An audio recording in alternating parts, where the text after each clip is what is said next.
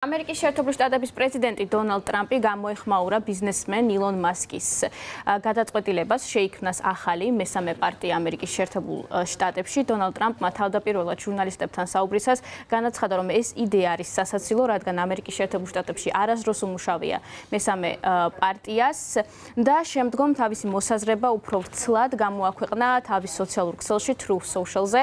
მე წაგიკითხავთ ამ პოსტის ნაწილს. სამწუხაროა, რომ ბოლო 5 კვირის განმავლობაში ილონ მასკმა საერთოდ გზიდან გადაუხვია და საერთოდ კატასტროფად იქცა.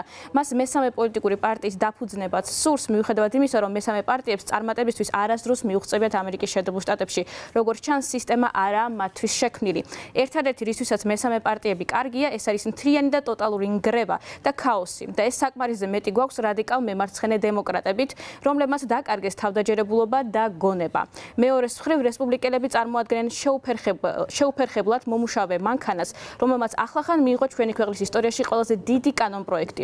ეს შესანიშნავი კანონპროექტია, მაგრამ სამწუხაროდ ილონისთვის ის აუქმებს სასაცილო ელექტრომობილების მანდატს, რომელიც ყველას აიძულებდა მოკლე დროში ელექტრომობილების ყიდვას. თავიდანვე კატეგორიულად ვეწინააღმდეგებოდი ამას.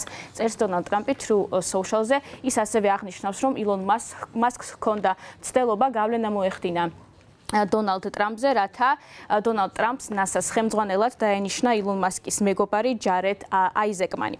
მე შეგახსენებთ, რომ გასულ უქმეებზე ილონ მასკმა თავის სოციალურ ქსელში პლატფორმა X-ზე ჩაატარა ონლაინ გამოკითხვა და მომხმარებლებს კითხა იმის შესახებ, რომ შეიქმნას თუ არა ამერიკაში მესამე პარტია.